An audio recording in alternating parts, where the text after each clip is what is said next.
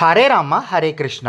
ఈ వీడియోలో రామాయణంలో ఊర్మిళ ఎవరని తెలుసుకుంటాం. ఊర్మిళ జనక మహారాజు కుమార్తె మరియు లక్ష్మణుడిని భార్య. లక్ష్మణుడు రాముడితో కలిసి అడవికి వెళ్ళడానికి నిర్ణయించున్నప్పుడు ఊర్మిళ ఒక మాట కూడా వ్యతిరేకంగా మాట్లాడకుండా మనస్ఫూర్తిగా సమ్మతించింది. అంతేకాక లక్ష్మణుడు రాముడికి సేవ చేయడానికి 14 సంవత్సరాలు నిద్ర లేకుండా గడిపారు. మొదటి రాత్రి లక్ష్మణుడు నిద్రపోకుండా ఉన్నప్పుడు నిద్రాదేవి అతనికి ముందు వచ్చి, లక్ష్మణ, ఇలా నిద్రపోకుండా ఉండకూడదు, ప్రతి మనిషికి నిద్ర చాలా ముఖ్యము అని చెప్పినారు. అప్పుడు లక్ష్మణుడు, నేను అన్నయ్యకి సేవ చేయడానికి వచ్చాను, నేను నిద్రపోతే రాముడికి ప్రమాదం కలగవచ్చు, అందుకే ఈ 14 సంవత్సరాలు నేను నిద్రపోను. అప్పుడు నిద్రాదేవి ఈ విధంగా చెప్పింది, నువ్వు నిద్రపోకపోతే నీ బదులు మరి ఎవరైనా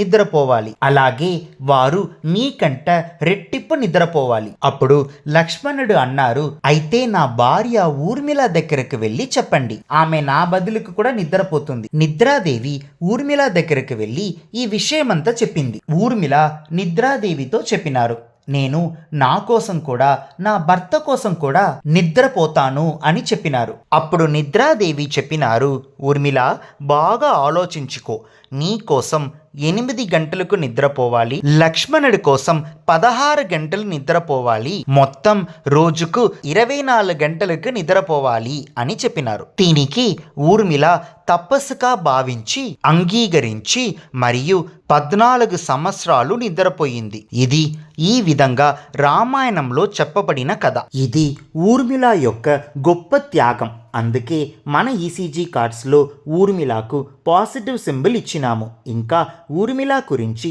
ఎక్కువ తెలుసుకోవాలంటే ఈ వీడియో డిస్క్రిప్షన్లో ఉండే లింక్ని తప్పకుండా చూడండి. హరే రామ హరే కృష్ణ.